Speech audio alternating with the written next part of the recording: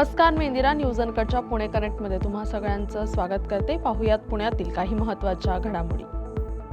राष्ट्रवादी काँग्रेस पक्षाच्या पुणे शहर शाखेच्या पूर्व विभागाची जम्बो कार्यकारिणी बुधवारी जाहीर करण्यात आली आहे. पुणे शहराची कार्यकारिणी तसंच समन्वयक, निरीक्षक, शहर पदाधिकारी, प्रमुख नियुक्त्या आणि विविध सेल प्रमुखांची कार्यकारिणी राष्ट्रवादीकडून जाहीर करण्यात आली आहे. शहराच्या पूर्व विभागाचे शहराध्यक्ष माजी आमदार सुनील टिंगरे यांनी ही यादी जाहीर केली आहे. यात ॲडव्होकेट रुपाली ठोंबरे यांची कार्याध्यक्षपदी नियुक्ती करून त्यांची नाराजी दूर करण्याचा प्रयत्न करण्यात आला आहे. पुणे जिल्ह्यातील भोर तालुक्यातील तहसील कार्यालयात महिला मंडळ अधिकाऱ्यांनी माती वाहतुकीच्या व्यवसायात सहकार्य करण्यासाठी 1 लाखांची लाच घेताना रंगेहात पकडलाय. रुपाली अरुण गायकवाड, वय 40 असं आरोपी मंडळ अधिकारी महिलेचं नाव आहे.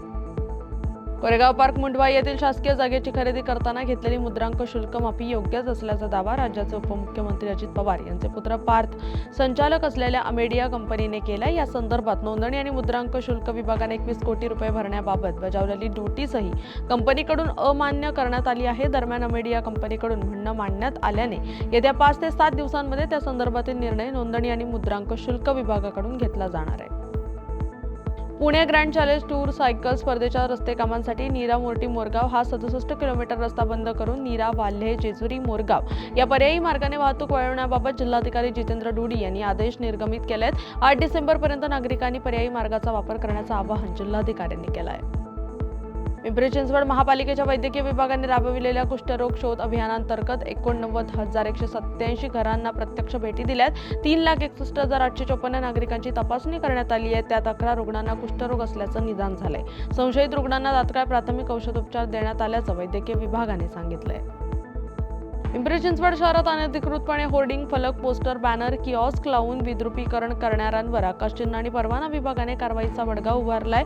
वर्षभरात 1,77,266 फलकांवर कारवाई केली आहे. 111 नागरिक आणि व्यावसायिकांकडून 23,19,000 रुपयांचा दंड वसूल केलाय. त्याचबरोबर 17 जणांवर गुन्हे दाखल केलेत. नोंदणी आणि मुद्रांक शुल्क विभागाच्या सुधारित आकृतीबंधास मान्यता देण्यात आली आहे. महसूल आणि वन विभागाने त्या संदर्भातील शासन निर्णय जाहीर केलाय. सुधारित आकृतीबंधानुसार सद्यस्थितीत मंजूर पदांची संख्या 3,952 झाली आहे. राज्याचे मुख्य सचिव आणि अपर मुख्य सचिव यांच्या प्रयत्नाने विभागाच्या सध्या मंजूर 3,084 पदांपैकी 107 पदे निरसित करण्यात आली आहेत.